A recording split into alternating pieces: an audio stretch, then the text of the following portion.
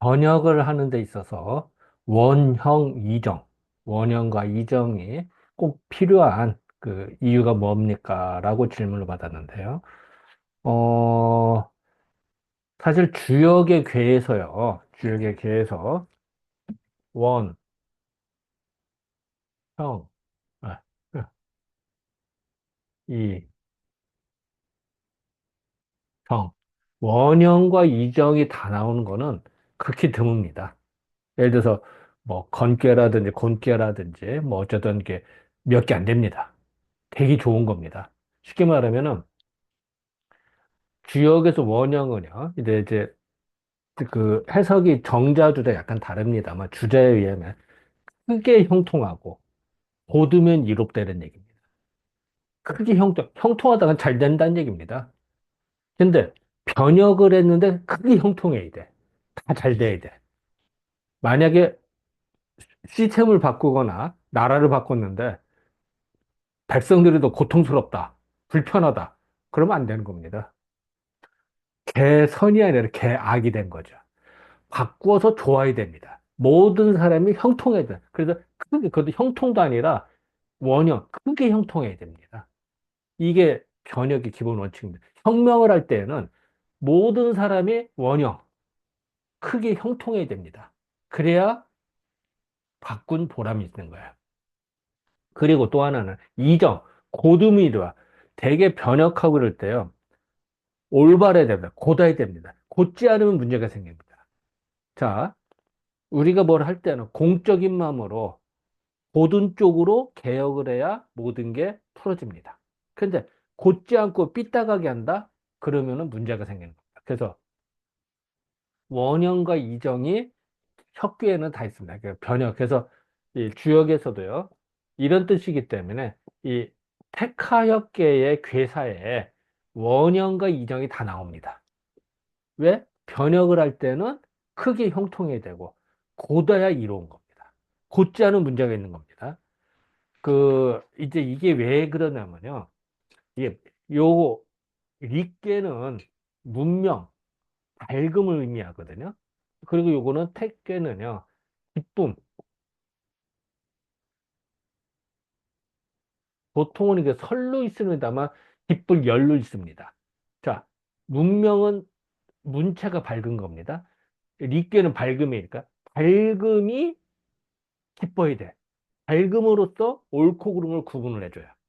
그리고 문명국가라고 하는 거는 과학문명, 뭐 로켓도 있겠습니다만 더 중요한 거는 야만 시대가 아니라 문명국가라는 거예요. 예를 들어서 노약자가 보호받고 뭐 이렇게 질서가 그 노인이 공경받고 이런 것이 문명국가입니다. 그리고 그 이론적으로 논리적으로 그 합리적으로 풀었을 때 다 인정. 막 폭력을 쓰거나 이거는 야만 시대죠. 동물의 세계입니다. 힘센 사람이 다 가져가는 거 그거 좋은 게 아닙니다. 야만 국가고요. 문명 국가는 아픈 사람들이나 노약자를 보호할 수 있는 겁니다. 이제 그게 문명 국가거든. 그래서 어쨌든 모든 거를 옳고 그른 거나 이런 거를 밝게 비출 수가 있습니다. 문명 국가는. 문명으로서 모든 거를 하는데 사람들이 기뻐하는 겁니다. 기뻐하는 거. 기쁨. 그런 것이 결국은 원형의 크게 형통한 게 기본이 되는 거죠. 그래서 이제 현명하게 바꿔줘야 되는데 예전에 보면은 그 중국에서 그 문화혁명이 있었습니다. 모태똥이 주도한 문화혁명 같은 경우요.